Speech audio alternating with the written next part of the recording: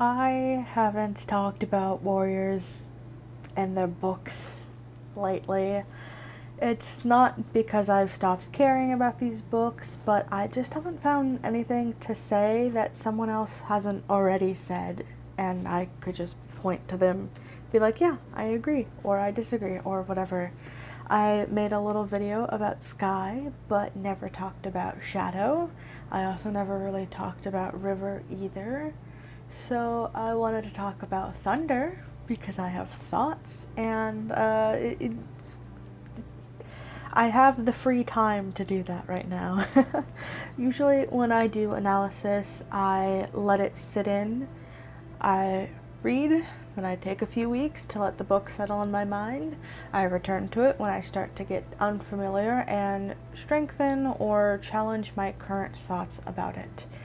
My first take is usually a bit more positive, and it takes me sort of a few weeks, a few months maybe, upwards of a few years, to really sort through all of my critiques that I have with it and come to terms with it. So, because the book came out very recently, and I only got to do 1.5 read-throughs. I say half because I mostly skimmed the book while trying to put this together and didn't actually really sit down and read except for like a chapter here or there. So we're gonna have just kind of a fun time.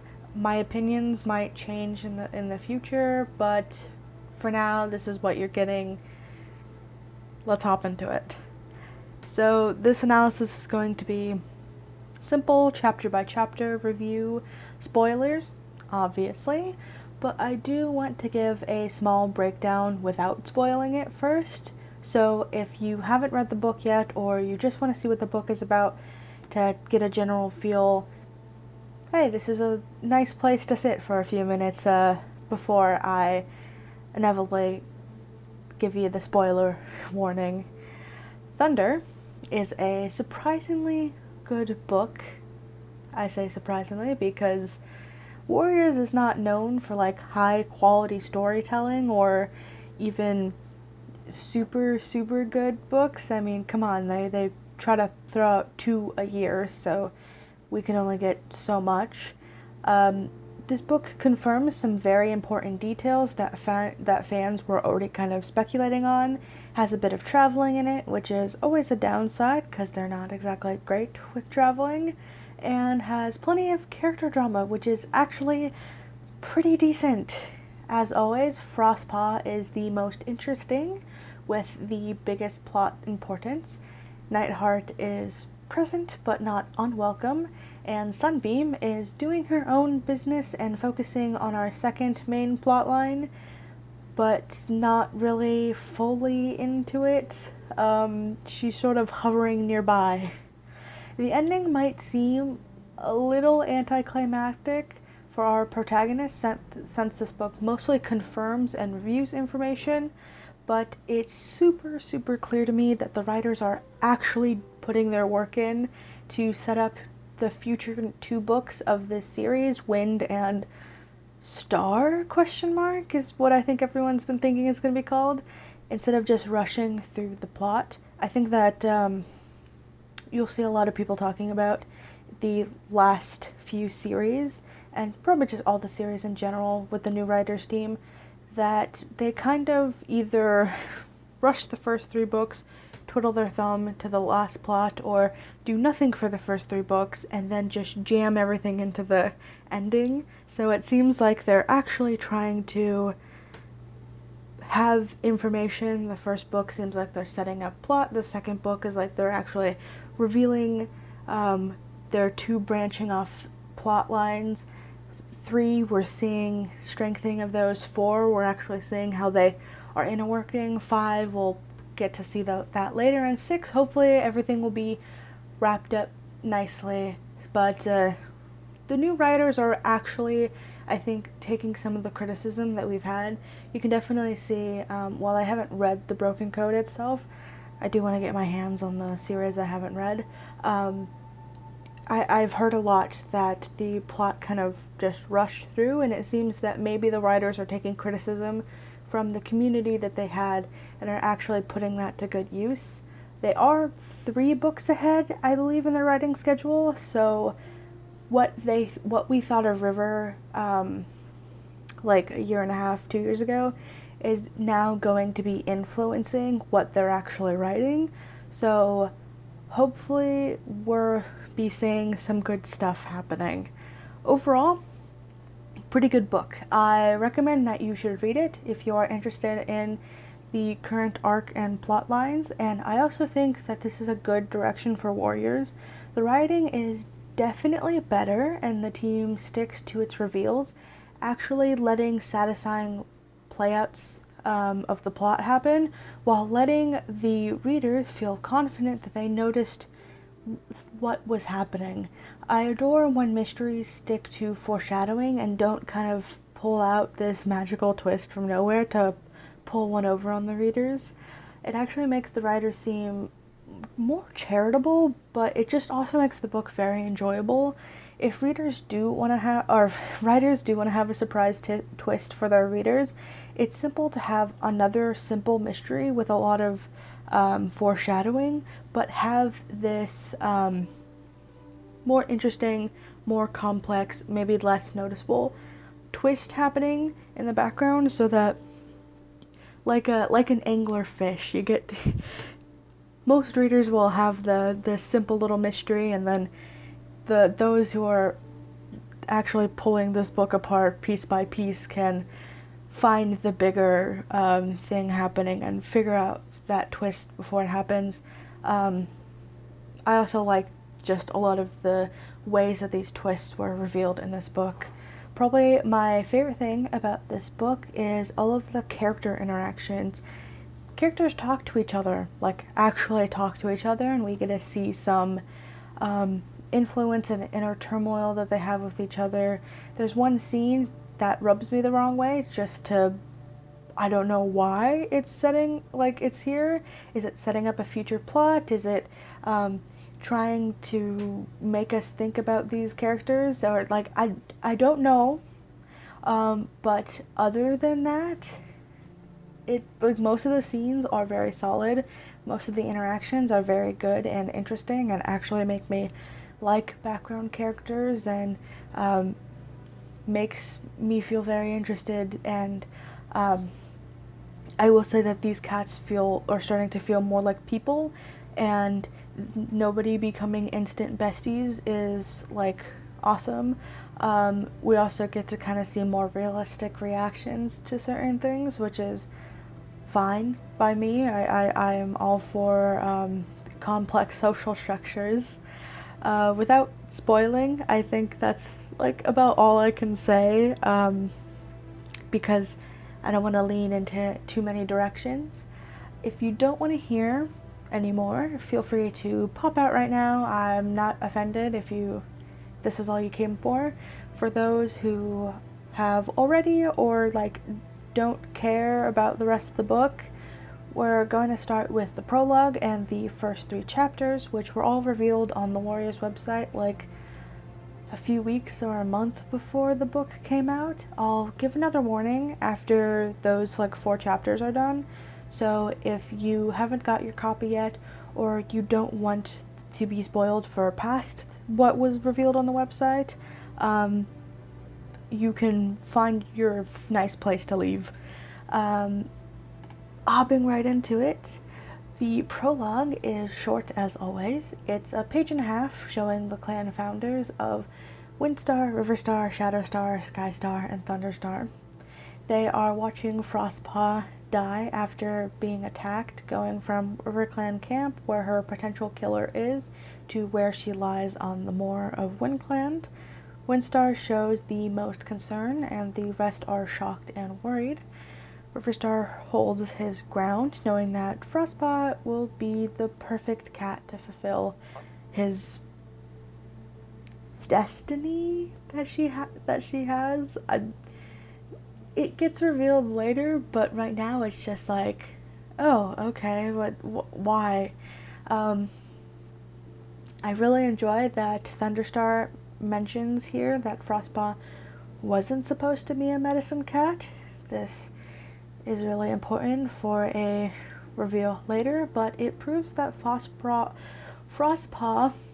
was right in her thoughts that, like, she doesn't have an actual connection to StarClan. These visions she was getting aren't real, and that she's just put into a position that she really shouldn't have gotten. Other than the issues of the forced StarClan connection, it's a bit bittersweet to see everyone talking about Frostpaw. StarClan is clearly helpful for her in the previous books, and they like her. I mean, we got the most obvious Reed Whisker pointing out exactly where to go, all of these things, but it's still a really sad detail of her life that she was kind of forced into this position she was never supposed to be in the first place, and StarClan is trying to make up for that. Chapter 1 is a Frostpaw chapter. She's dying, point blank period. No matter how hard she tries, she's bleeding out and she can't even move to save herself. As she's dying, she believes for a split second that her mother Curlfeather is there for her. It's possible Curlfeather was there to bring her daughter to StarClan, or Frostpaw is just hallucinating something to comfort her in her dying moments. Somebody notices her and tries to help her, but Frostpaw believes that it's her attacker instead. It's not, it's just Whistlepaw, the medicine cat apprentice. She is able to help Frostpaw calm down and is able to do this long enough to check her wounds and to rush off to get herbs. The two bicker a little bit as Frostpaw doesn't want help and doesn't really trust anybody. She even, I believe at one point, accuses Whistlepaw of being the one to attack her. Whistlepaw, a concerned friend, agrees against her better judgment to keep things to herself. She's clearly very worried for her dying crazy friend that is growing increasingly paranoid with every passing minute. I like Frostpaw becoming a bit more deranged and hysterical from nearly being killed. I think it's a very realistic reaction, and her immediate thought that she wants her attacker to believe that she is dead is extremely mature of her, and not a thought that I think everyone would be having, but after her going through the crazy things that she has, it makes sense, and I deeply sympathize with this character. I enjoy her a lot, and it sucks to see her suffering, but hopefully with Whistlepaw she will make it through mostly unscathed. Chapter 2 is a Nightheart chapter. He's with Sunbeam, Bayshon, and Myrtle Bloom as they sunbathe and chat. It's cute, and they tease each other and are already growing close. The trio of Night, Bay, and Myrtle are completely happy to have Sunbeam in their mix, and I like Warrior Cat's friend groups. What can I say? I adore them. When Myrtle Bloom mentions she made Sunbeam's nest, Nightheart makes sure to include that he helped. This could be a bit annoying, but I think it's kind of one of these things that Nightheart kind of struggles with feeling important. His clan is nearly 50 cats big, so standing out, while not a specialized role, that being Medcat deputy leader or even a permanent queen, can be difficult. There's a few things later that cement this thought in my mind, but I really think that he's just the color of his fur and being connected to Firestar as a scapegoat, as like these scapegoats for his own expectations of himself. I'll talk about this later in the vid a little bit when we get to another scene. Nightheart feels a little more comfortable around Sparkpelt, and I really like that he's tense when she says something, only to let her finish and see her whole comment. I think it shows that he rushed when he was an apprentice. He wasn't really listening to her and was looking for something to attack. being in ShadowClan matured him out, and he's actually taking in what she's saying. Later, this chapter shifts to focus on Lionblaze and Poppyfrost as they nervously wait for Squirrelflight and Bramblestar to leave. They want to send out another hunting patrol, and Ivypool tells them to wait until the Moonpool journey heads out, because that Moonpool journey is gonna take to see if Bramblestar can not be leader anymore. Going on this patrol is Bramblestar, Squirrelflight, Alderheart, I always get that name messed up, and Nightheart. Obviously Nightheart is brought along because a main character needs to be present, but I also like that Squirrelflight relies on him. She brought him along when they were going to have a chat with WindClan in River, I think, and she has just a lot of expectations of him, which is probably why she brought him along again. Before leaving, Squirrelflight puts Ivypool in charge as the cat who will be her deputy. I really enjoy the addition of these Lionblaze moments in here.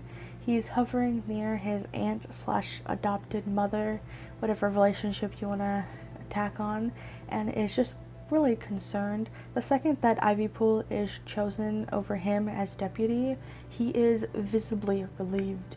It's just a tiny little detail, but I like that he didn't actually want to be deputy after having been one in the last arc, and he's happy that it's just been given to someone else.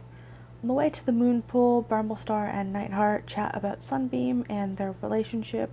It's also mentioned that Squirrelflight is nervous about being given her 9 lives by StarClan, especially the if she's gonna get them, and Bramblestar agrees to hold the position of leader if StarClan refuses her, though he's old and tired and would prefer not to. The chapter ends with Squirrelflight and Bramblestar being led by Alderheart to talk to StarClan. Nightheart is there to stand guard at the top and just keep an eye out in case anyone shows up. Chapter 3 is a Sunbeam chapter. Sunbeam is awkward in ThunderClan without Nightheart around, like an introvert at a party with nobody she knows to cling on to. Myrtlebloom and Finchlight hang around with her, and Sparkpelt joins them, having a nice chat before the real drama of this chapter begins. Without listening to her escorts and just barging into camp, Berryheart storms up and basically starts to harass her daughter for having her own autonomy. As someone who knows people who act like Berryheart in real life, this scene is tense, to say the least. Both Sunbeam and Ivypool want the conversation to be private, but Berryheart is against that and publicly embarrasses her daughter in front of most of ThunderClan. The two are at odds, and Berryheart feels betrayed by her daughter leaving, while Sunbeam claims that she betrayed no one and did it for love. As young and foolish love is for Sunbeam and Nightheart, they are trying to be better and to be there for each other. She is trying to chase after the same love that she thought her mother had with her father Sparrowtail. Sunbeam declares to all that she is going to be a ThunderClan cat, and her new clanmates back her up, while Berryheart is shooed away as politely as possible. Needs to be said that Sparkpelt and Finchlight are very supportive and caring of Sunbeam.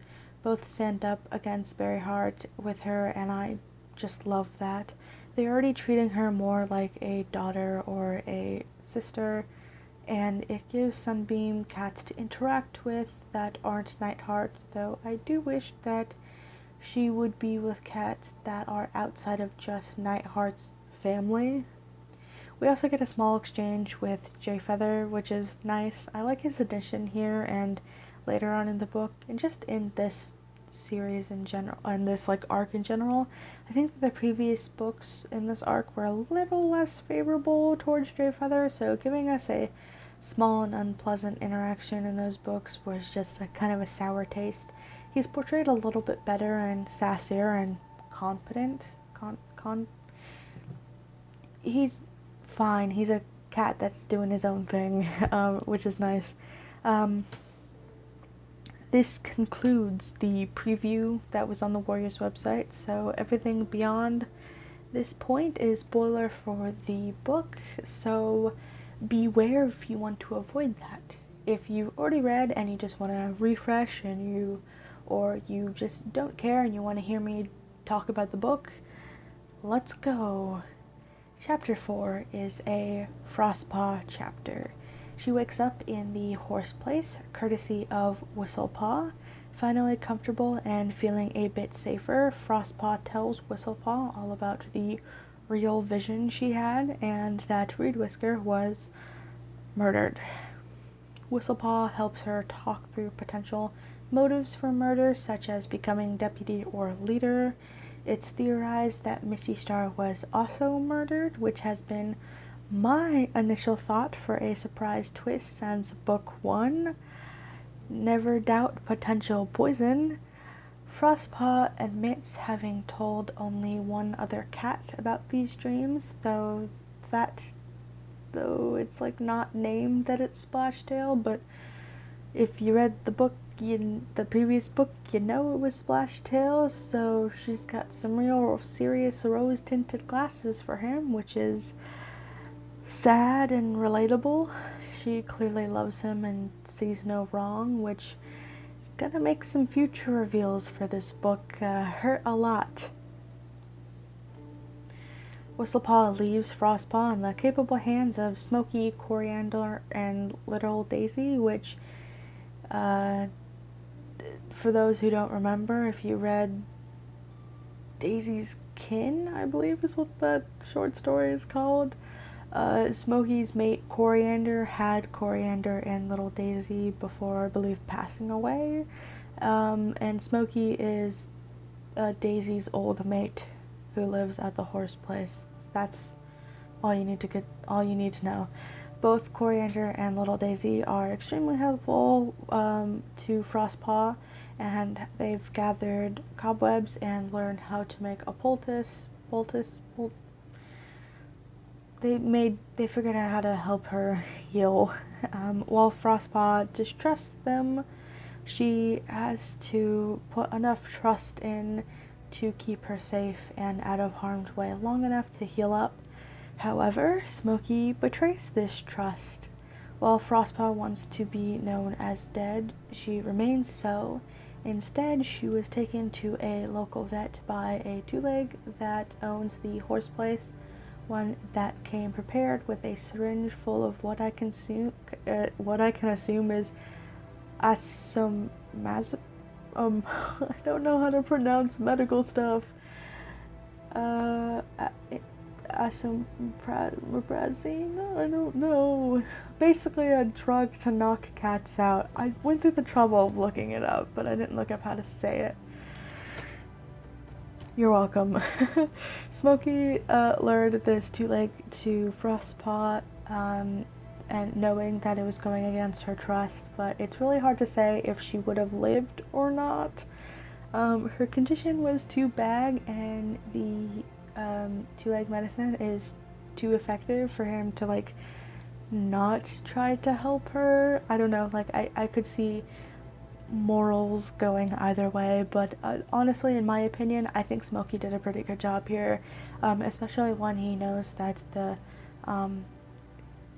two-leg has a pretty good track record of just if the cats are gonna survive, leaving them back outside. So chapter 5 is a Nightheart chapter. He fell asleep while waiting for Bramblestar, Squirrelflight, and Alderheart. They couldn't reach StarClan, so Squirrelflight decides they should head back home, at least to tell the clan news of that they have to go back the next night, and to wait out the storm that covered the move the previous night. Accidentally, they cross the forest path border with SkyClan, and it causes Squirrelflight and Bramblestar to fight a little bit, which is very uncomfortable for me. I see both sides of this argument, and while I agree with Bramblestar that the rain definitely washes away the scent markers and makes it a bit difficult to figure out where the borders are, He's a bit too rude to Squirrel Flight's honest mistake, I hope, and I really, really, really, really hope that this is just trying to point out that she's almost as old as he is and is also going maybe a bit senile. Like, she is very old and she's basically near the same age. Um, if he's if he's old and gonna retire because he's just like an exhausted old man, she should also eventually retire because she's just gonna be an exhausted old lady. Like, in warrior cat's terms, obviously in human cat terms, they're only what, like 12 years old. That's not, your cat's fine that old. Eventually, a SkyClan patrol with Root Whisker, Needleclaw, and Cloud Mist find them, and they all are able to talk their way out of the situation. Root Whisker wonders why they are taking this particular path, because the leader, Deputy, the Medicine Cat, don't go wandering around the woods without a good reason. So Alderheart does some very quick thinking and says it's because they were consulting StarClan for romance advice, because apparently that's what StarClan is for now. Nightheart is uncomfortable with having his relationship with Sunbeam supposedly being questioned by StarClan, and Root Whisker is very satisfied to hear that they are both able to stay in ThunderClan with StarClan's A-OK, which I thought, a small tangent, but I thought they already got StarClan's blessing for having this happen. I don't know. I would be a little sus of this ThunderClan patrol if I was the SkyClan patrol, but neither here or there. Needleclaw uses this opportunity of a lifetime to ask Squirrelflight what she thinks about Tigerstar, and Squirrelflight repeats her previous statements from like the last book that she will go to war with Tigerstar. Leafstar is also confirmed to want to go to war against ShadowClan, and Nightheart does the one thing that every reader of the last 2 arcs wants to happen, and suggests that SkyClan uses Tree, their mediator, the guy who mediates things, to try to help out. SkyClan likes this idea so much, and the ThunderClan cats are able to split up to have Nightheart go back to camp while everyone else just mosey on back to the moon pool. Why did it take this long to have Tree mentioned? I don't know. I don't care. And again, as I mentioned, the 3 books writing schedule that they're on, so probably someone was like, hey, why doesn't Tree do something? And they were like, yeah, Tree, let's do that. So audience suggestion finally happens. So Squirrelflight and Bramblestar actually have a little cute moment here where they talk about their young love, and it's actually a little sweet and a little sour after the earlier scene where they were verbally at each other's throats. But regardless, Nightheart just runs back to camp afterwards and is going to deliver news. Just before reaching camp, Plumstone and Dunose stop him, wanting to hear about the news first. The two have doubts about Nightheart's commitment to Sparkle Motion, and Dunose makes it very clear that he should be taking it a lot more seriously, or at least pretending to take it a lot more seriously, just for the bit. For once, Nightheart acts quite maturely and handles this confrontation like an adult, using his words and communicating his points as best as he can.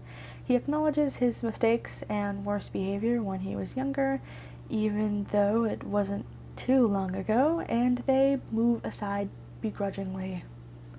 Nightheart tells the clan and gets a small moment to talk with Sunbeam, where she doesn't mention the whole Berryheart situation. Supposedly, we don't hear anything about it from him until the end, where it's not even about this confrontation, it's about a different confrontation, but whatever. Instead, he backslides a little bit on his issues, being a tad upset that Sunbeam is actually getting along very easily with his mom and sister. Even though he's upset, we actually see another bit of maturity as he tries to put the past relationship behind him and move forward, showing that he's both open to change and grateful that the relationship is salvageable still. We also get to hear a bit about Frostpaw's plan working in action. RiverClan has sent out patrols with Splashtail and Owlnose showing up to ThunderClan to ask if she's been seen recently. But that doesn't matter because the first task for Sunbeam is starting. Chapter 6 is a Sunbeam chapter. It's time to start her task and she's nervous. I love that she asks if the rest of the clan will be watching, and Ivy Pool is 100% correct in saying that the point is to test her and to not entertain the clan. These tasks are not spectator sports, and they were treated very differently in Shadow Clan. I like this ThunderClan approach, and I actually kind of hope that we see, possibly in the future, how other clans feel about this. Like maybe we'll see that Wind Clan wants to have like the senior warriors watch, and maybe Sky Clan wants to only have like one person watching, or who knows. I think there's a lot of room to do something very interesting here. Nightheart and his family end up wishing Sunbeam good luck, and we get to see basically how Sunbeam's doing and what she's going to be doing. Spotfur's kits, Bristlekit, Stemkit, and Greykit, are going to be helping her out by catching prey for the elders via Sunbeam's instructions. She is not allowed to physically help them or catch anything, but she is allowed to give them a lot of reinforcement and basically scaffold this information for them.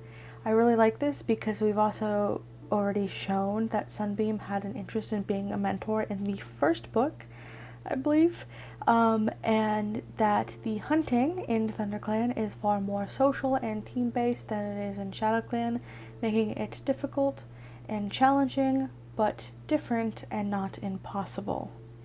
It's really nice to see Sunbeam just help them set up how to catch voles and gives each one of the kits a special role to prove themselves, switching them out and making sure to praise them and teach them important skills the entire time. Even though we might never see a mentor Sunbeam from her POV, this is really nice, and they managed to catch 4 voles in total for all 4 elders, with only a few little hiccups along the way. Before they get to hunting, there was this really nice interaction where Sunbeam kind of tests their morals and gets them to consider what makes a loyal cat to their clan.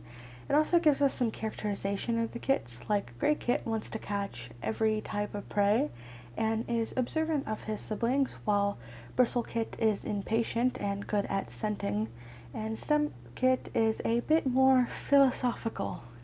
Sunbeam passes this test with flying colors, but is disappointed that Nightheart had to go in the middle of it. He needed to rejoin Squirrelflight and Bramblestar at Moonpool and couldn't say goodbye because he didn't want to distract her, possibly. Who knows? Chapter 7 is a Frostpaw chapter. She wakes up in StarClan and meets Riverstar. He forms a bond between her and StarClan and sets her on her own path to try to connect with living cats. Before she gets more answers, she's awake again. The two-leg put her back out in the horse place, presumably in a nice little cat bed, but I can't really be sure. They never, describe it as, a nest or anything, but I like to imagine that because it's described as being fluffy, that she's just in a little kitty cat bed. Her neck wound has healed and she's been spayed.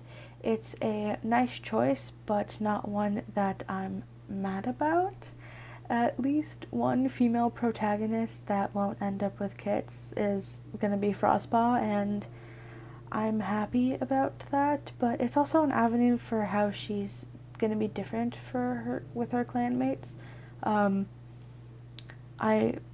am hoping that these stitches that she has, because she gets stitches both on her neck wound and on the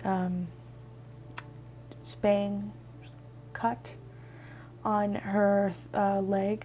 I hope those are the ones that are like that dissolve or will fall out over time once the wound has healed, because there is no way that a two-leg is gonna find her and catch her again to have those removed. So I'm hoping they're ones that will just deal with it itself, or she's permanently gonna have little stitches in her, which, I mean, I don't think they're be bothersome. I don't know. Someone can link a study on long-term stitches and body, and I don't know if that has a influence. Coriander and Smokey appear a little bit later, giving Frostpaw the perfect chance to get into a sass battle with Smokey. She's frustrated that he betrayed her and flat out calls him out for being too trusting, but she doesn't admit that her life was in fact saved by the two legs, something that she just really can't deny, because not even she knows if she was gonna survive. Frostpaw gets a quick moment to eat before Whistlepaw appears to check on her. The Wind Clan Medicine Cat apprentice confirms that Owlnose and Splashtail have visited her clan to ask about Frostpaw as well, and Frostpaw once again cements the idea that she needs to be seen as dead. Once again, Frostpaw doesn't want to stay in one place for too long and wants to get a move on to the moon pool to try to talk with StarClan again. Whistlepaw can't take her because that's a whole day trip, and she has rejected Smokey's help in the other place. Like, she just doesn't want Smokey's help at all because he would slow her down and she's fine on her own. Frostpaw is determined to head out alone and gives Whistlepaw plenty of her fur to sprinkle around the blood that was on the moor so that she can really be seen as dead. I believe they kind of confirm, like, dead via eagle picked her up or something, or hawk picked her up. But yeah, she's faking her death. With that taken care of, Frostpaw heads to speak with her ancestors. She finds Squirrelflight, Bramblestar, and Alderheart already waiting for her, and risks taking a quick little snooze. StarClan reaches out to her, and she's surrounded by Mothflight, Breedwhisker, and Missy Star being encouraging and trying to push her forward. Riverstar shows up a little bit later and is shocked that she came back and gives her new direction to start a quest to find something that will help her come to terms with what she's dealing with, possibly. I really love that when asked who else he should have chosen, Frostpaw just starts listing off cats she knows and trusts that would all be better at this. She doesn't want to be special, and she wants to go back to being a child without responsibilities. She is too relatable, and I really do love her thoughts about StarClan in this book. From easily wowed believer to sass bucket that isn't afraid to yell at StarClan, it's really good character growth, and I love that we're having a main character who is a believer in StarClan but unafraid to challenge them, and hopefully this is going to give us a maybe more proactive or maybe better understanding about StarClan. Before finding out that she's going to be going on this journey, Frostpaw wants to see Curlfeather, who is suspiciously not there. Curious, but we'll file this away for later. She's frustrated as StarClan tells her to follow the dawn sun rising, but she likes the idea that StarClan is sending her a live cat to help her. After seeing that the ThunderClan cats are still lingering around the moon pool and she can't just pop down inside for a quick visit, seeing that StarClan already kind of visited her, just being close by, she goes down to the rock, further down the rocks, and just kind of hides and waits. Chapter 8 is a Nightheart chapter. He's standing guard at the moon pool again and thinks longingly for Sunbeam. He is too quickly, he had like to leave just to make it in time for nightfall, and he feels horrible about it. I actually like that. I like the fact that he's like, I wish I could have said something, because what's about to happen, it is definitely a little bit sus and stressful, and if you didn't feel bad about it, we'll get to that in a second. Growing far too cold while just kind of sitting there, he decides to walk around and manages to scent a River Clan cat scent nearby. He doesn't bother to go tell anyone who's at the moon pool because they're busy talking with StarClan, and he is just going to chase down this lead himself. No surprise here, as he finds a snoozing Frostpaw. The two start a tense and strategic conversation. Frostpaw is heavily guarded, and Nightheart is concerned but trying to piece together all that he knows about her, because this is a really odd situation to find her. She tries to tell if he is the right cat for the journey, but does a little bit of manipulation to get him on her side. I think she's becoming a bit more conscious of the way how like the cats work, or people, I guess, but also wants to have a warrior on her side that's, full name, better at fighting, hunting, all of that jazz. I'd be a bit more concerned of her growing up to be like cold-hearted if we, the audience, didn't already know that she was on a very limited timetable and that she has to leave by morning, and it's already like middle of the night, coming to be morning at the end of this conversation, so she has to get a move on. Nightheart agrees to go along after he finds out this journey will potentially make him famous. It's bad boyfriend behavior to just abandon your girlfriend to help a stranger that you've heard a few things about but don't really know, but it's also really hard to say how much of this situation is actually his choice versus like StarClan's decision for him. I think it's a bit more interesting that Nightheart agrees in order to become remembered / famous. It's possible this is the writer's attempt to fix the whole not just orange character issue and actually give him a want to escape from the shadow of his family line. Either way, I'm curious and eager to see how this plays out. Like I mentioned before, this is kind of 3 books later. We're actually starting to see like how people reacted to like River.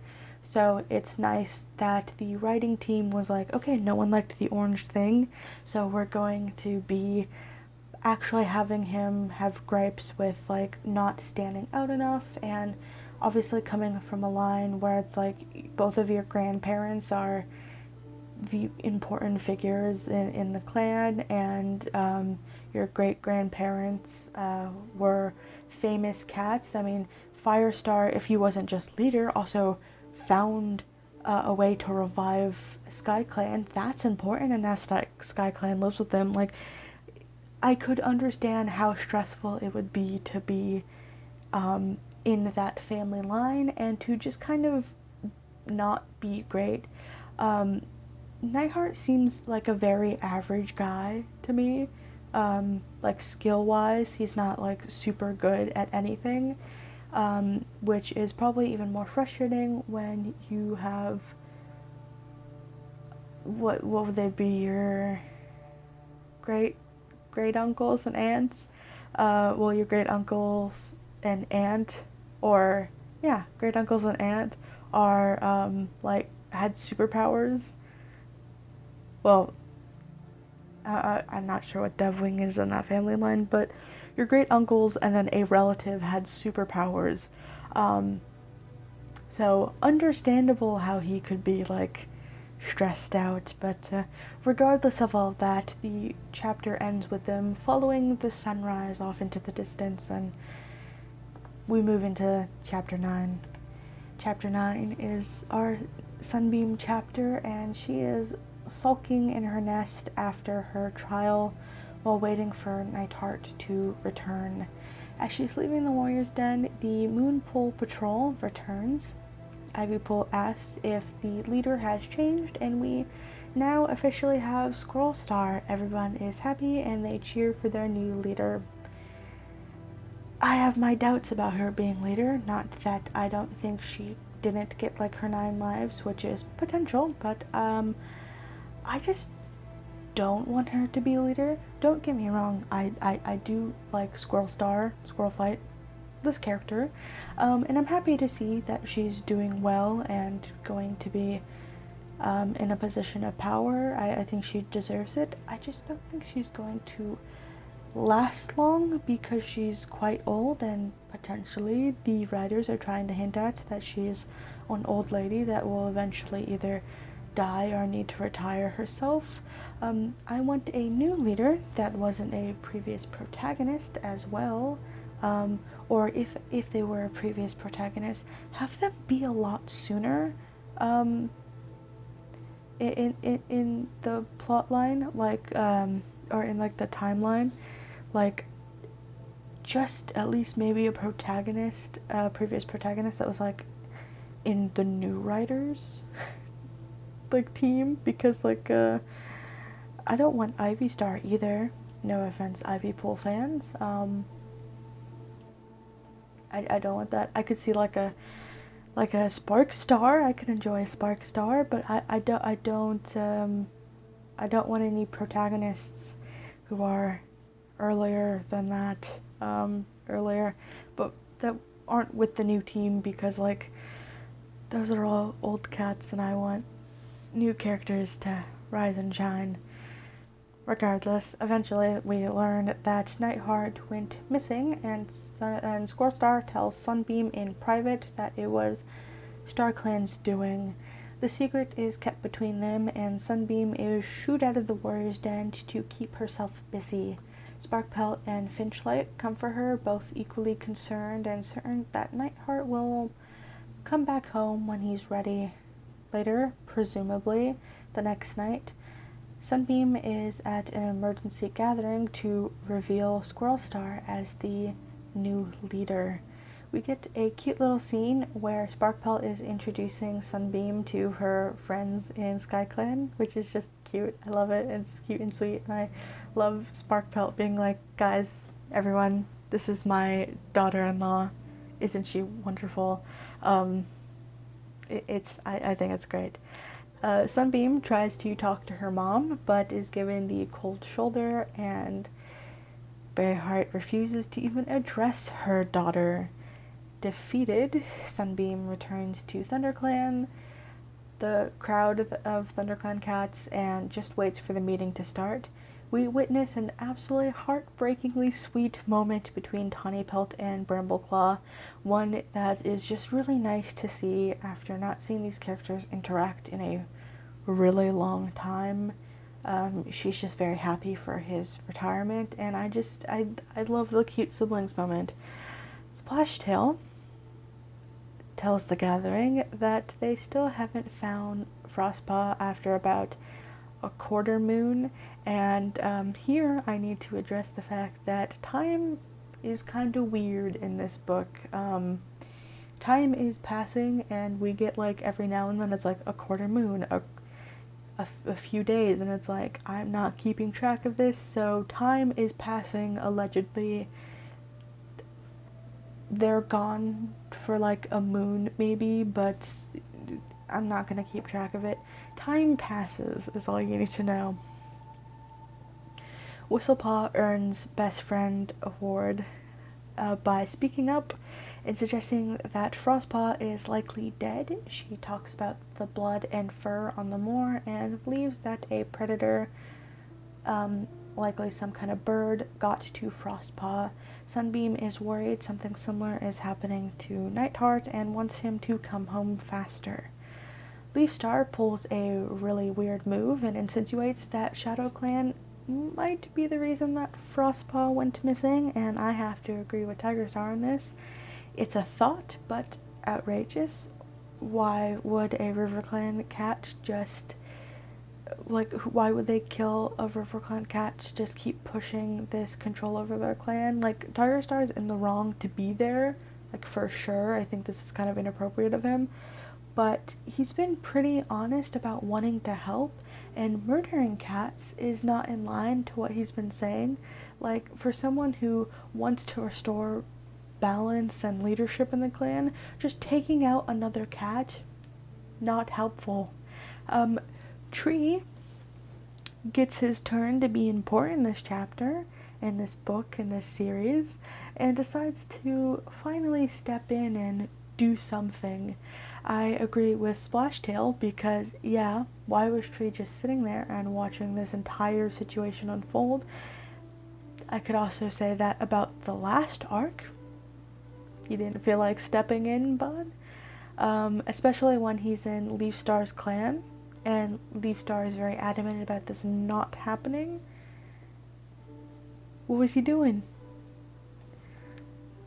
Who knows? Does she really want to go to war? Or, like, is Tree just sitting there all the time? Is he just like an NPC that's just waiting in the corner and then you have to finally, like, activate him or something? I don't know, and it's very confusing, but regardless, Tree is doing something now with his position, and maybe, just maybe, this will lead to more things happening. A small wish for Warrior Cats, I know. Chapter 10 is a Frostpaw chapter. They've been traveling for 3 days now, and Frostpaw still has little to no trust for Nightheart. She finds him suitable company, but can't be certain that he really is the cat that StarClan sent her, and is hesitant.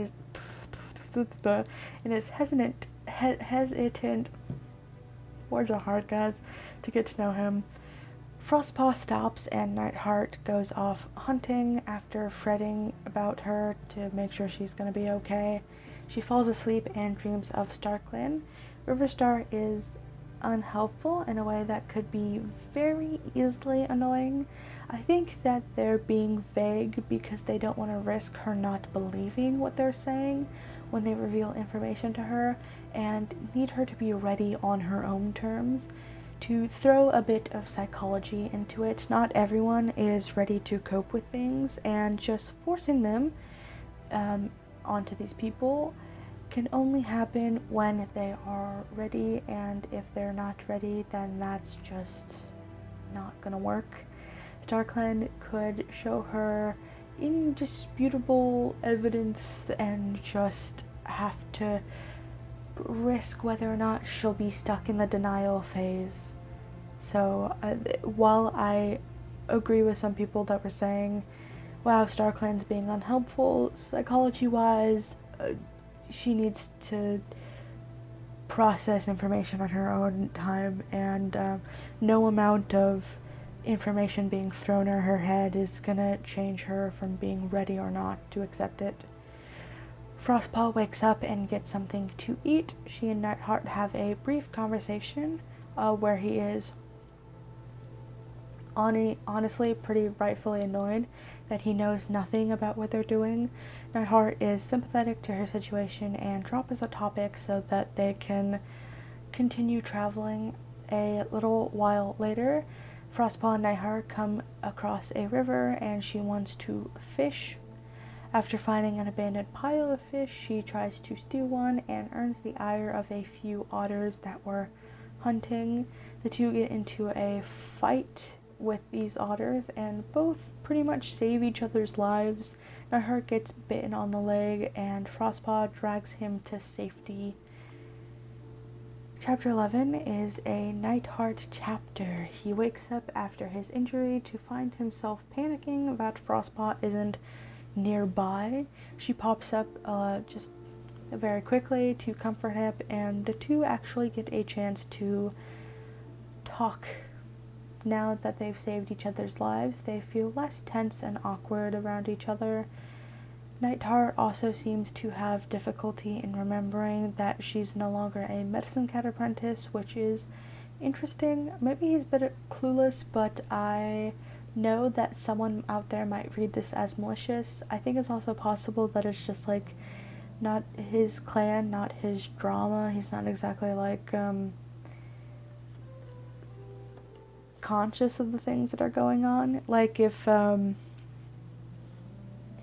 If a warrior apprentice became a medicine cat apprentice in ThunderClan, Frostpaw might have trouble remembering that too. Like I think it's I think it's fair, but also I think that some people might read into it being malicious. So I personally don't think it's malicious. I think he's just maybe a bit clueless. And from a later scene, she's clearly not like super upset about it. They then start to talk about family expectations, who they were thought to be as when they were growing up, and their issues with their mothers. I like that Nightheart has someone else who can relate to his expectations from his family, and I personally think most of these were like self-imposed that he gave himself. And well, I'm just glad for like Frostpaw to have friends, for someone she can talk to, and someone that can equally relate to having families that are difficult. I also think that a huge central theme of these books and these arcs are just mommy issues, and all three of these characters have some interesting relationships with their mother that maybe say a little something about warriors, but maybe we'll get the next series all about daddy issues, who knows. A little bit later, they are healed up enough to continue their journey and just continue traveling. Riverstar has sent them in search of what is described as like a thunderpath with 3 lines. I did not know what this was supposed to be when I was first reading, but it's a bike lane, which should lead them where they're supposed to go, apparently. After nearly getting hit by cyclists, they take shelter in some two-leg gardens and encounter shenanigans. Children chase them, then a dog, and then Nightheart nearly drowns after stepping on one of those plastic pool covers. Thankfully, Frostpaw saves his life, and they're able to find the road again and start to follow it. In the actual chapter, it's very dramatic, but I can't help but picture this if this was real life and I looked outside of my like sliding glass door into my backyard and I just saw like 2 cats swimming in my pool after having fallen through the plastic liner. Ridiculous. Warrior Cats is so fun sometimes like this. Chapter 12 is a Sunbeam chapter. We get to see her doing just fine on her own without Nightheart. She's really coming to just be a character outside of him, which was kind of like my biggest worry, is that she would just be like conjoined, and especially because a lot of the chapters from the last 2 books were always like, here's a Sunbeam chapter, here's a Nightheart chapter, they're doing the same thing basically. And she's really just starting to feel like her own character, like she's becoming a part of ThunderClan and having her own identity, even though she does deeply miss her mate. I do enjoy that she gets to do a lot of things outside of just longing for Nightheart to come back, and while she does give him a lot of thought, she's still able to find a foothold in ThunderClan and makes it truly her own without needing her boyfriend's validation, which is all I want for female characters in these books. It is not that hard.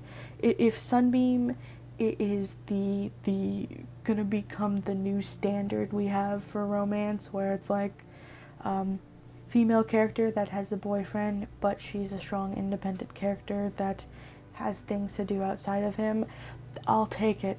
This is a good step forward for warriors. Squirrel Star appears after the first peace talk with Tree and the other leaders, and it's going well. allegedly. Everyone is getting on the same page, and while Tiger Star is agreeing to pull cats out of RiverClan, he's being smart and doing it one by one to make sure he doesn't destabilize or cause drama for RiverClan. This is fine. I really don't care if he removes all his cats in one go, but showing that he's actually slowly taking them out of RiverClan is probably the safest and a lot easier than just going cold turkey in this situation. I really don't think he should have been there in the first place, but the fact that he's trying to be logical about his removal is fine, and yeah, I think he's making a good decision, even if it's a slow one. Finchlight questions Sunbeam if she has any insight on to like what Tiger Star might be thinking, given that she was from ShadowClan, and Ivypool uses this as a perfect idea to bully her sister. I really do not like this next scene. Sunbeam is forced to tag along as Ivypool meets with Dovewing and tries to get her to manipulate Tiger Star, Dovewing's husband, into stopping whatever's happening. I don't get this because, like, Tiger Star is already agreeing to pull his cats out of RiverClan. We're on a good page right now, okay? Don't destabilize him. He's doing a good thing right now. He shouldn't be there in the first place, but he is actively leaving. He's cooperating, and he's trying right now, okay? Do not kick the hornet's nest, Ivypool. I can't express that enough. This chapter made me really uncomfortable, and it is not cool of Ivypool to do this, especially behind Squirrel Star's back.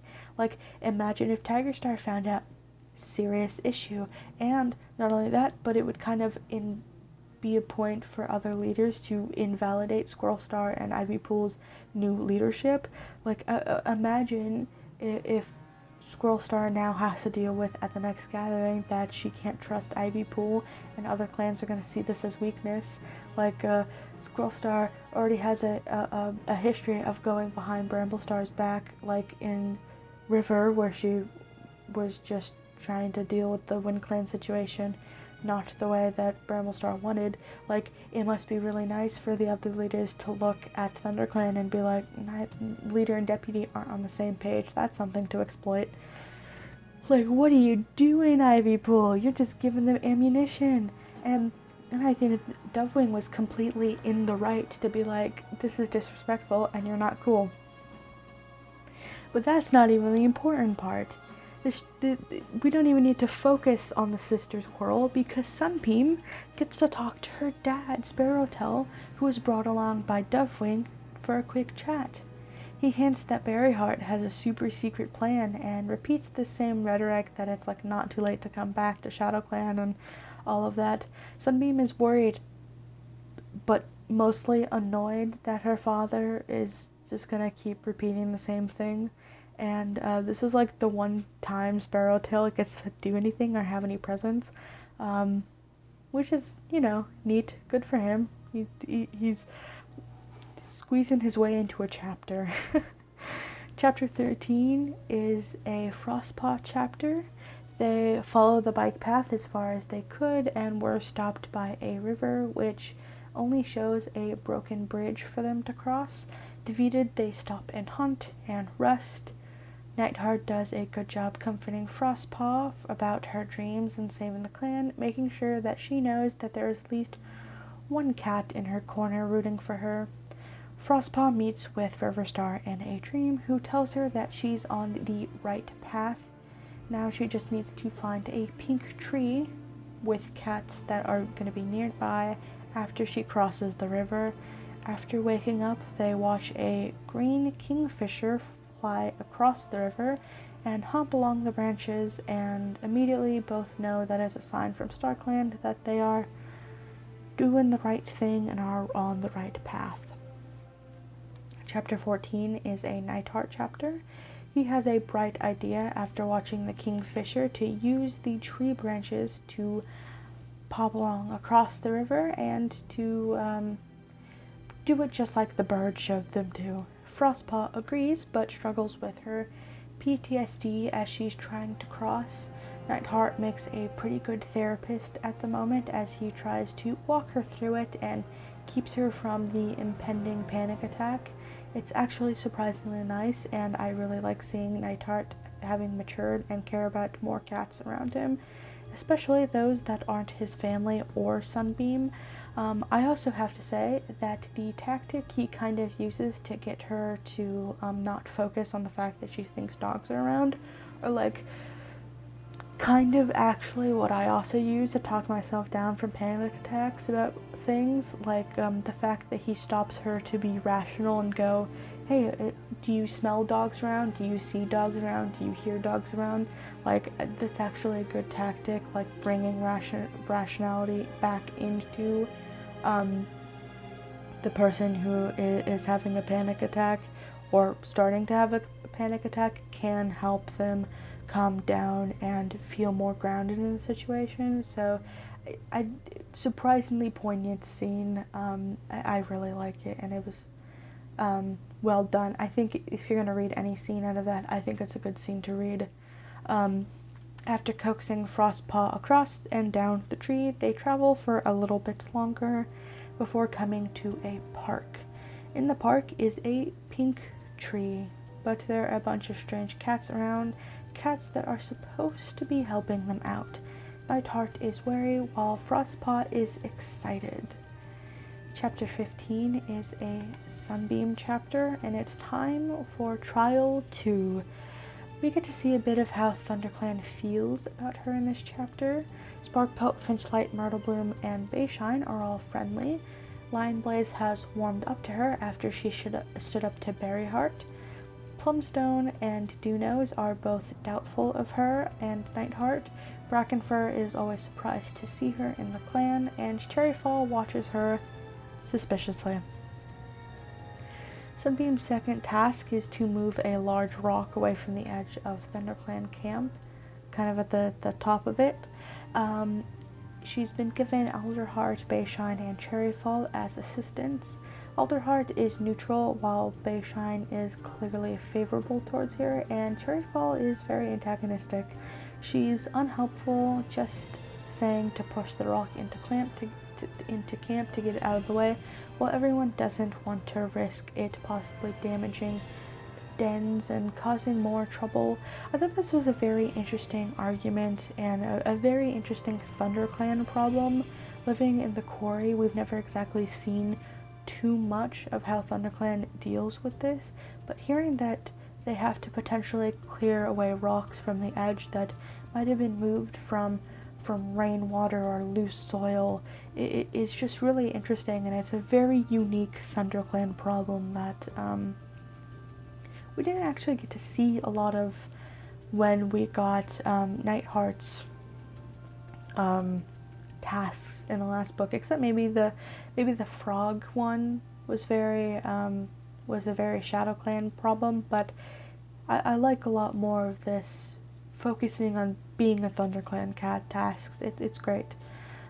Sunbeam gets the idea to push the rock onto some bark and to drag that bark away using something that they can actually hold onto and grab so that they can successfully move it away. It goes well, even though Cherryfall isn't particularly helpful, and they manage to all push the rock farther away from the edge. And even Cherryfall, who wasn't being particularly helpful with finding anything, is putting her all into it. It also possibly leaves the rock in a position where it can be moved again if they do it more like close to the time that the rock was initially moved, because they didn't push it off the bark at all, which I think is also very smart, but also I don't think that bark is going to last forever. Eventually it's going to get like brittle and leave them in a position where they'll have to get new bark or whatever, but practical. They're being very practical. Ivy Pool says that Sunbeam did a really good job, and that Ivy Pool also did a really good job in testing Sunbeam here.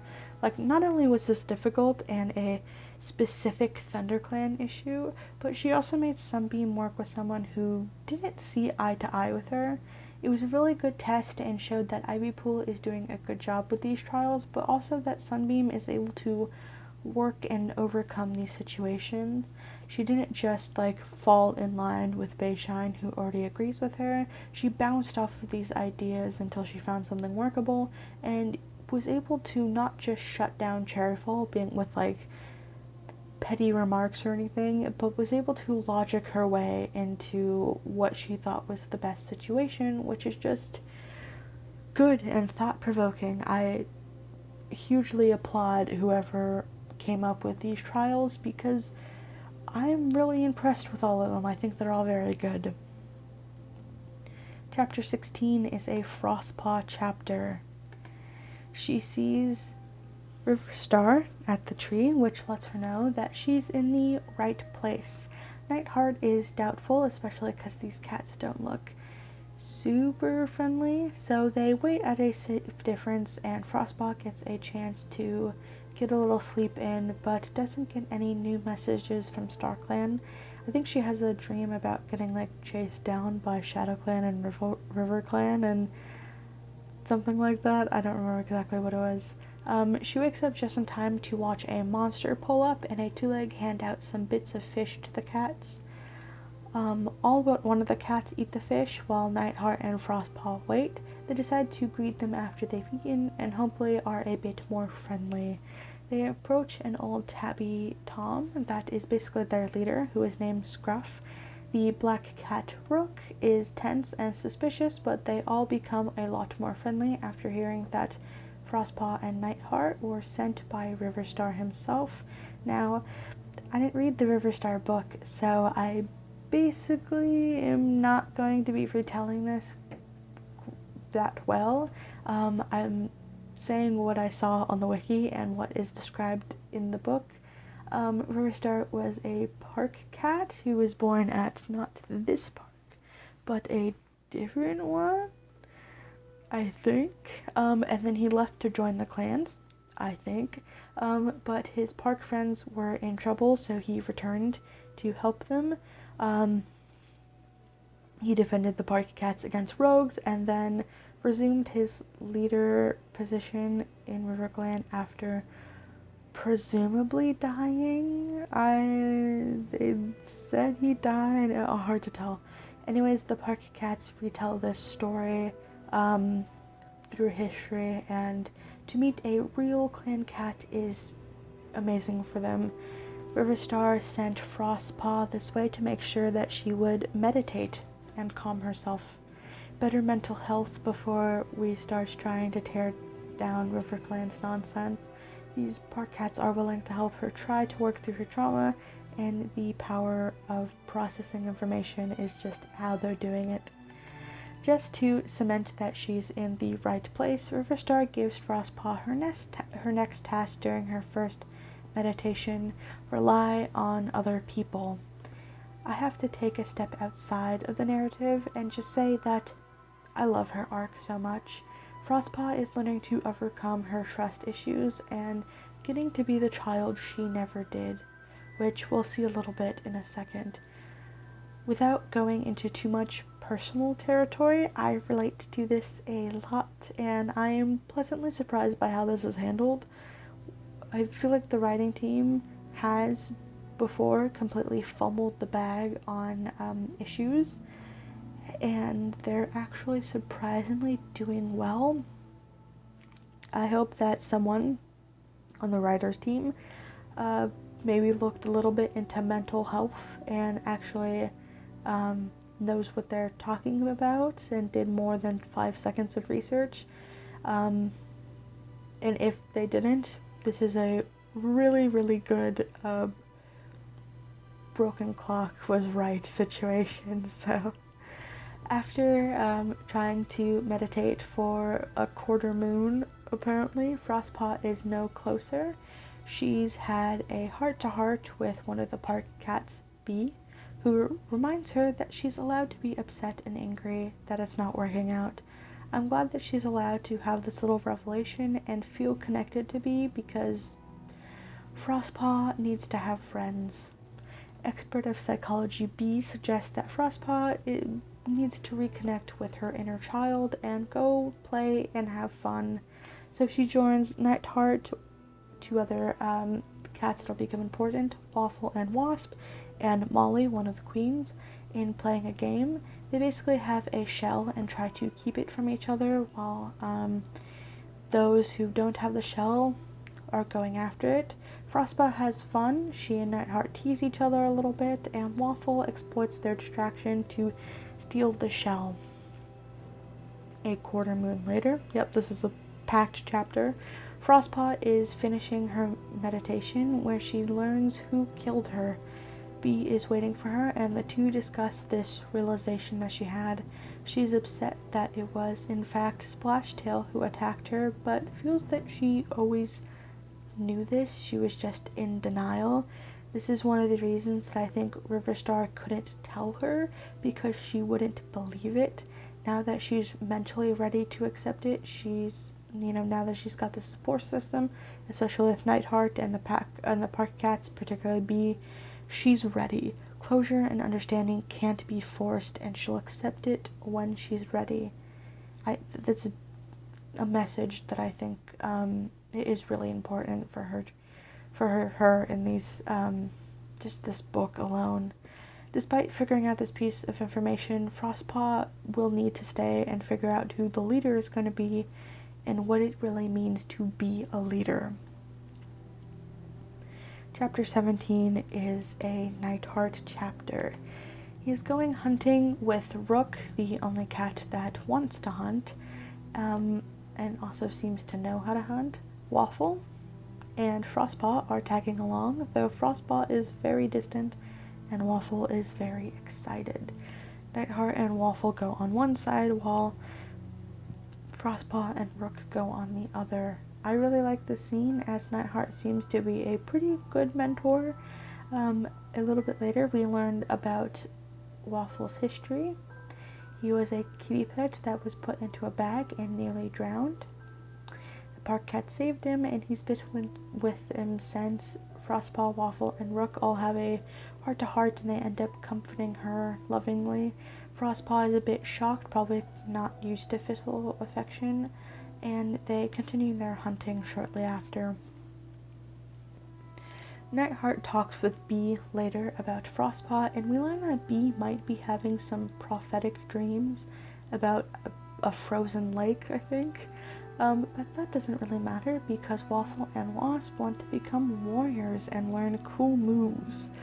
Nightheart wants to teach them that, which is awesome, but he first wants to check on Frostpaw, who is getting better and better at her meditations. Chapter 18 is a Sunbeam chapter. She's out in the territory trying to study all of the key features. At the ancient oak, she's found by Finchlight, who brings news from the recent clan meeting of the leaders. River Clan has been given a leader to speak for them in Duskfur, and she's appointed her deputy as Splashtail. Ivypool gives Sunbeam her third and final test to maneuver the territory based on clues. She finds a small sapling growing between two trees first, where Lion Blaze points her to the abandoned two-leg place, where Jayfeather points her to the lake, where she meets Cherryfall. Not wanting to be helpful, Cherryfall gives her a bad clue, and Sunbeam runs off to the ancient oak in hopes of finding the right area. She's worried when she doesn't find any cat, and is really just about to head off to the next prominent ThunderClan position in the territory when a late Sparkpelt congratulates her. She was held up by talking to someone, I believe it was Plumstone, I could be wrong. They return to camp, and Sunbeam is welcomed as the newest ThunderClan warrior. She confronts Cherryfall in private afterwards, basically saying, "Let's get along, because you don't bully me into leaving." I was really impressed that she was able to handle this by herself, and that she wasn't going to fall apart because of one cat disliking her. Sunbeam's growth to no longer lie down and take abuse is wonderful, and I applaud her so much. I really like everyone's growth. This book is just awesome for that. Later, she talks with Squirrel Star about Nightheart and is invited to come along with the meeting with Bayshine and Elderheart. Also, having exhorted their leader, Berryheart is there, who wants to talk with her daughter. Sunbeam agrees, though extremely begrudgingly. Berryheart does the old "you can always come back," and Sunbeam, after her success in standing up to Cherryfall, stands up to her mother. She does get to learn that her mother is doing something soon, something that was also mentioned by Sparrowtail. After this meeting, Sunbeam confides her suspicion with Squirrel Star, who is willing to give a small hint to Tiger Star at this next gathering. I like the fact that Sunbeam was able to say something along the lines to her mother of like, you don't actually listen to me, please listen to me what I'm actually saying, because I think that also kind of first of all, that's very relatable. I think a lot of people deal with their parents, quote, listening, unquote, but not actually understanding what they're saying. But I also think that this kind of mimics a little bit of how Nightheart felt with Sparkpelt, where he was listening to her but not actually listening to what she was saying. And I think it's interesting to see how he was able to grow, but Berryheart probably won't be. Chapter 19 is a Frostpaw chapter. She has a small conversation with Nightheart over food about what makes a good leader. After that conversation, Frostpaw decides to get one more meditation try before going to sleep. Riverstar shows her the usual visions of Splashtail, from his manipulation to him murdering Reed Whisker, but it's hard truth time. She sees a vision from Splashtail speaking about her murder that she witnessed of Reed Whisker, and he's talking to no one else but Curlfeather. First of all, called it from the beginning. Second, wow. Frostpaw's betrayal from her mother cuts deep. She's very, very emotional, and she's just feeling everything all at once, and yet knows that she must move on. It's this kind of moment where she knows that if she stops to grieve this idea that she's had of her mother, then she is never going to be able to stop, and that she needs to learn to compartmentalize and to process her emotions, but not let them consume her. It's a lot. And I want to read part of the last paragraph of this chapter because it's genuinely, I think, my favorite thing of this book. Here's the quote. Curlfeather had told her to trust no cat, but that wasn't because no cat was trustworthy. It was because Curlfeather wasn't trustworthy.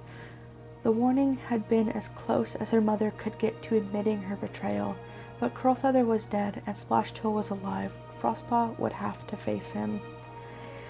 It's so good. That's good. That's actually well written. I mean, it's not like Shakespeare worth, but for Warrior Cats, this is like a 10 out of 10 paragraph. My goodness, the emotion, the trauma, I just want to hug Frostpaw so tight and let her know that people love her. Her chapters in the park hit so hard with these reveals, and just, man, she's growing to be so wise and mature and growing up, but also growing up so quickly, and I just hope that she gets to rest after these books are done and she gets to find closure, some of which I'm sure she's already getting from her relationship with Nightheart. Like, she trusts him, he trusts her. That's nice, and I just hope she finds much needed closure and rest. Chapter 20 is a Nightheart chapter. It's time to say goodbye to the park cats. Nightheart is ready to get a move on, but they stay long enough to have a bunch of heartfelt goodbyes. Frostpaw is more physically affectionate with the park cats and gets a lot of snuggles and licks before leaving. Joining them, Wasp and Waffle are going to become warriors, likely in ThunderClan.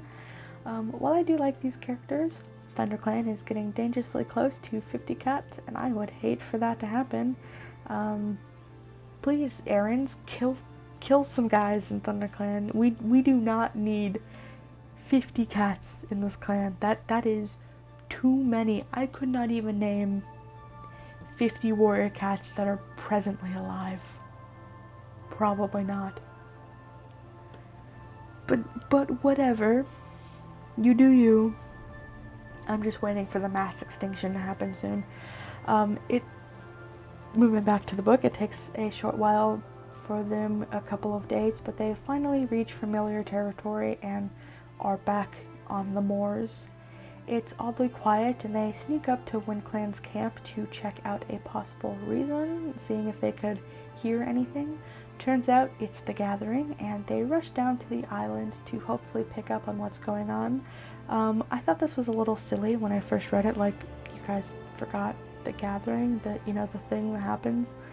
But I could understand how them supposedly already having, like, missed out on a gathering.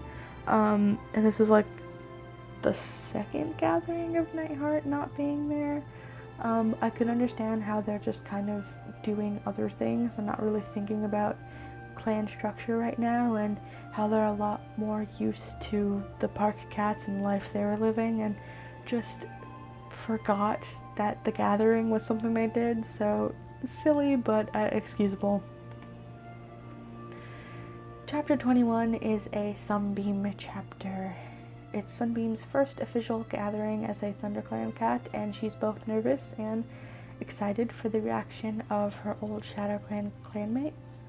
At the gathering, Desfer opens by saying that they've held a vigil for Frostpaw. Where did the soft come from? Who knows?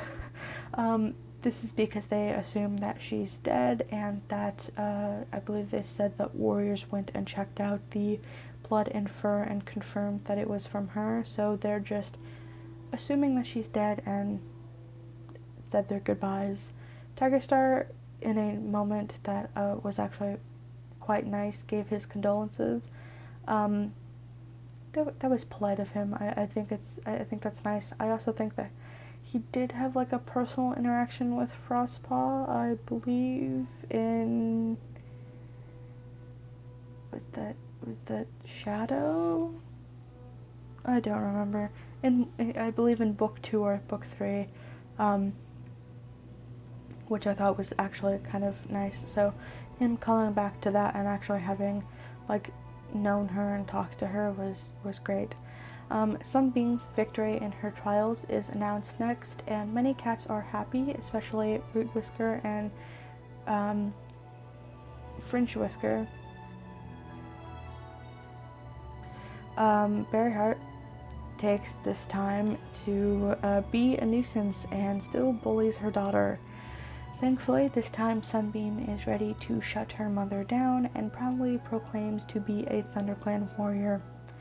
Berryheart isn't done though, and she uses this time to try and denounce Tigerstar using this other new rule that they added from since the last book series.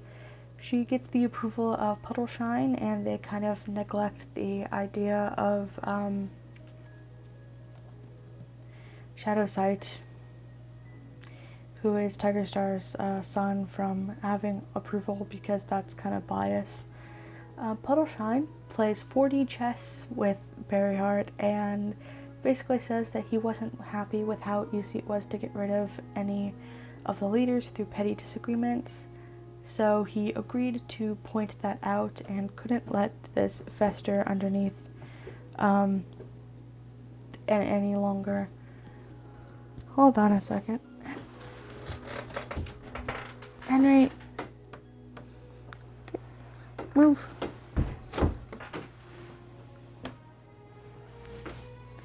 Sorry, my cat wanted in. Berryheart ends up getting exiled and tries to ask all of her allies, friends, and family to join her. Only Sparrowtail, her mate, and Hollowspring, her son, end up joining her. Sunbeam holds her own once again, saying that she is a ThunderClan warrior with or without Nightheart by her side. Berryheart is upset and leaves with her mate and son, leaving both Sunbeam to be uncomfortable and worried, and just setting up a fun plot for the next 2 books. Just before the gathering end, it's time for Duskfur to make another announcement. But we don't get to see what it is because chapter 22 is a Frostpaw chapter. She hides with Nightheart, Wasp, and Waffle in the shadows of the gathering, thankful that the wind is blowing toward them and carrying their scents away. From their perspective, they watch the gathering play out, but only the Berryheart stuff. Nightheart is nervous that Sunbeam would have left with her mother and is proud that she loves him even though he's been gone for like a moon and a half-ish. Now that we get to see what that been played out, we also get to see what Duskfur announces. She claims that StarClan has chosen a medicine cat in Podlight, who announces that StarClan wants Splashtail to become leader. Frostpaw loses all hope here and now, and Nightheart is there to pick her up again, letting her know that they can in fact do this. That concludes our Thunder experience, so I want to talk about a few extra details. Curlfeather, being in the Dark Forest, is peak. Evil She-Cat is amazing. I really like just watching her plans unfold from behind the scenes. Personally, I don't think she was murdered by Splashtail. I think that the mastermind is an older cat, and she was just kind of a second in command that was taken down because of the love of her daughter. Someone else probably called the shot, and the dogs was just convenient. And I also think it's interesting that when dealing with ShadowClan, that they met up outside of the two-leg nest where there were dogs, so interesting. Speaking of other cats, I think that the full group in this murder plot in RiverClan is the following: Duskfur, Curlfeather, Mallownose, Splashtail, Podlight, and Fognose. Possibly we can include Sneezecloud and Havenpelt, because I think it's possible that they're lying about having kits to rush Splashtail into a position of leadership. Also possibly not. I think that would just be an interesting, like, ooh, another gotcha moment where they're like, oh yeah, we're totally having kids, wink wink. And we're definitely not just saying this so that we can urge Splashtail into being a leader and to get Tigerstar out of here faster. The visions that Frostpaw had were also very cool, and I think that they're all just memories. All of the ones that Frostpaw has of Splashtail are her own, without the rose-tinted glasses, while Reed Whisker's death is, I think, his own willingly given memory. The Curlfeather and Splashtail memory is possibly one that they took from Curlfeather during her trial to determine where she went, whether that is StarClan or the Dark Forest, and that's also why they probably have it now to share. I don't know, like, how they do that, or if that's just like, ooh, wow, StarClan magic, but that would be kind of my explanation, is that it's just, oh, that's just how they, it's just memories, and they show memories. Hopes for the next book, Wind, is that Frostpaw settles in ThunderClan for like a night before having a message sent to Tigerstar for help, because I think the next book's paragraph talks about how she's going to be working with Tigerstar, but I hope that like she doesn't just go straight from the gathering to going talking to Tigerstar. I hope it's just like she settles in ThunderClan for like a night or two and is able to like chill and have a message reach him before everything goes crazy. Nightheart is probably going to have a cute little reuniting moment with Sunbeam, and I'm ready for that. I also think that Spotford's kits will be apprenticed, hopefully. One of them will be to Sunbeam to like cement her position in clan, but I also hope just apprentice to like younger warriors. Splashtail might murder whichever Shadow Clan cat is still in River Clan. That hasn't been taken out because it's like just one cat. I think it's supposed to be Light Leap right now, but I'm not sure if Light Leap dies in the next book because she's the one in River Clan and gets murdered by Splashtail. I'm for it. I want high tensions. I want death. I want Splashtail to be erratic and chaotic, and I love high tension politics, and it's a really nice change of pace from needless battles. I think that these books are becoming just chef's kiss, really good. I am all for like politics and cat books, so I love the clans being like tense with each other and having these disputes and dealing with like intricacies versus like, and then we fought a badger, and then we fought a fox, or then we did a border fight. So if we could trade those for like murder mystery high tense political plot, I would pick the latter every single time. Not that like war and battles don't have their good usefulness, but like maybe it's just me, but I love the politics side. I would rather we see like little kitty politics. Anyways, that's the review. I did not mean for this to be an hour and a half. So thanks for watching. If you sat through all of this, I applaud you. And maybe I'll talk about the next book when it comes out. So we'll see.